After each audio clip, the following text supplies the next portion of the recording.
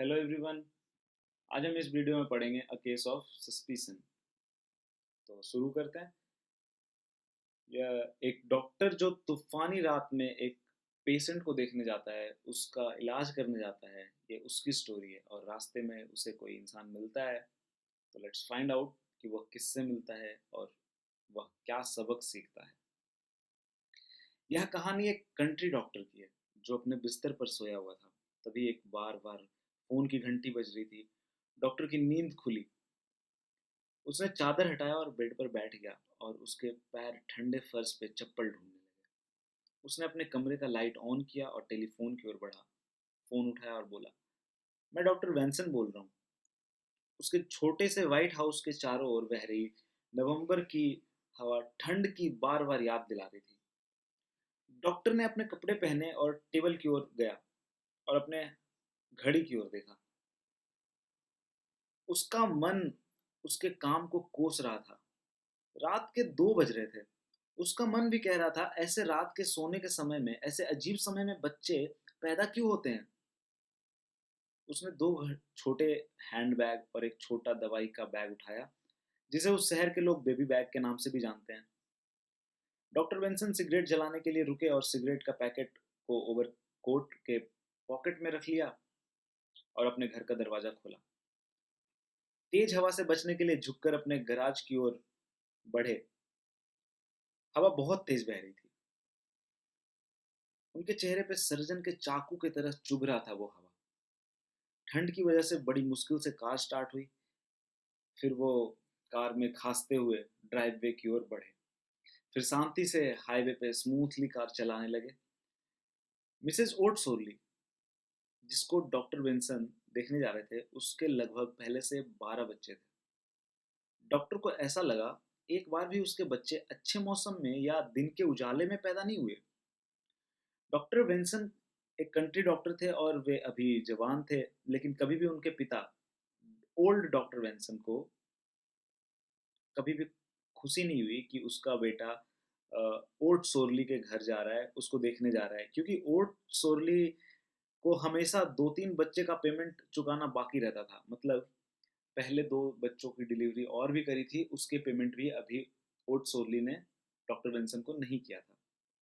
Sorely का घर एक लंबी दूरी पर था। सुनसान रोड पर एक इंसान अकेले चले जा रहा था। डॉक्टर के लिए एक राहत भरा पल था। उसने कार को स्लो किया और उस इंसान की तरफ देखा जो तेज हवा के अगेंस्ट बड़ी मुश्किल से चले जा रहा था। उसने हाथ में एक छोटा सा पैकेट रखा हुआ था। डॉक्टर विंसन ने कार रोका और बोला, भाई अंदर आ जाओ। वह इंसान अंदर आ गया। डॉक्टर ने पूछा, क्या तुम दूर जा रहे हो? वह इंसान बोला, मैं डेट्रॉइट जा रहा हूँ। वह काफी हद तक पतला, उसकी आंखें काली और छोटी सी थी। तेज हवा की वजह से आंखों में पानी भरा हुआ था। वह आदमी डॉक्टर वेंसन से पूछता है, क्या आप मुझे एक सिगरेट दे सकते हैं? डॉक्टर वेंसन ने कोट का बटन खोला। फिर याद आया, सिगरेट ओवरकोट के पॉकेट में रखा है। डॉक्टर ने सिगरेट का पैकेट निकाला और पास बैठे आदमी को दे दिया। फिर वह इंसान अपनी जेब से माचिस टटोलने लगा। जब सिगरेट जल चुका था, सिगरेट का पैकेट उस इंसान के हाथ में था। उसने पूछा, अगर मैं बाद के लिए एक सिगरेट और ले लूं तो आप बुरा तो नहीं मानेंगे? ऐसा बोलते ही उसने एक और सिगरेट निकाल लिया और उसने डॉक्टर वेंसन के जवाब का इंतजार नहीं किया।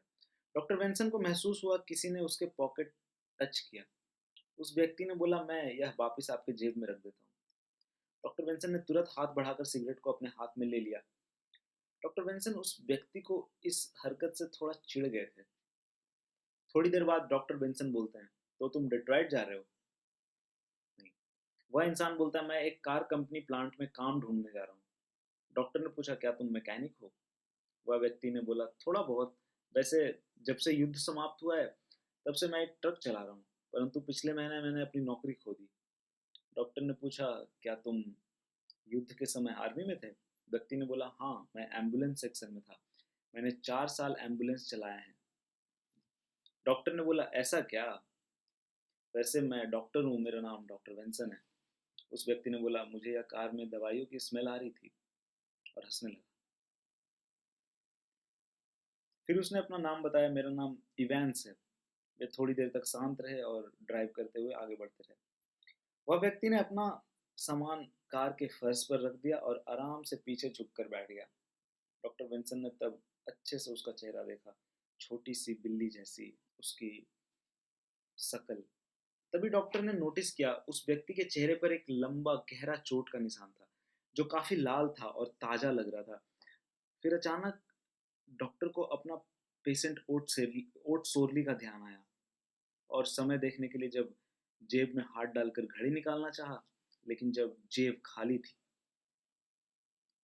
उसमें घड़ी नहीं था। डॉक्टर बेंसन अपनी कार के सीट के नीचे ऑटोमेटिक पिस्टल रखा करते थे। तभी डॉक्टर बेंसन ने बड़ी ध्यान से धीरे धीरे हाथ सीट के नीचे ले गए और लेदर का बना हुआ पिस्टल केस से गन बाहर निकाला और फटाफट कार रोककर गन लोड किया और इवेंस, जो डॉक्टर बेंसन के बगल में बैठा था, उस पर तान दिया। वह व्यक्ति डर गया और अपना हाथ ऊपर कर लिया और बोला, oh my God doctor, I thought you, और चुप हो गया। वो डरा हुआ था। डॉक्टर बेंसन गन उसके और नजदीक करके बोले, इससे पहले कि मैं गोली चला दूं, घड़ी मेरे जेब में रख दो। इवेंस ने हड़बड़ाहट में अपनी शर्ट के जेब से घड़ी निकाला और उसके कांपते हुए हाथ ने डॉक्टर के जेब में घड़ी रख दी। डॉक्टर ने दूसरे हाथ से घड़ी को अपनी जेब के अंदर अच्छे से रखा और कार का दरवाजा खोलकर उस व्यक्ति को जबरदस्ती बाहर निकाल दिया और गुस्से से बोला, मैं इस रात एक औरत की जान बचाने निकला हूँ, लेकिन फिर भी मैं तुम्हारी मदद कर रहा था। और डॉक्टर ने तुरंत कार स्टार्ट किया और हवा की जोर से दरवाजा बंद हो गया। फिर उसने अपने पिस्टल को सीट के नीचे वापस लेदर केस में रख दिया।